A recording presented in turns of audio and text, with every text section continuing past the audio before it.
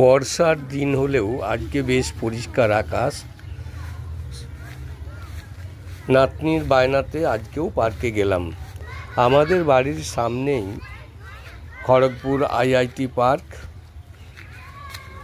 ওখানে গিয়ে আমার নাতনি একটি আবার বন্ধু পেয়ে গেছে। বাড়িতে একা একা থাকে তো খুব সুন্দর আপন মনে খেলে বেড়াচ্ছে।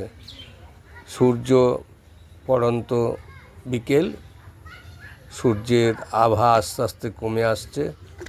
এই দেখুন নাতনি এখানে খেলছে আপন মনে বন্ধুর সাথে, আর সূর্য বিদায় নেবার উপক্রম করছে, রক্তিম আভা ছড়িয়ে দিচ্ছে,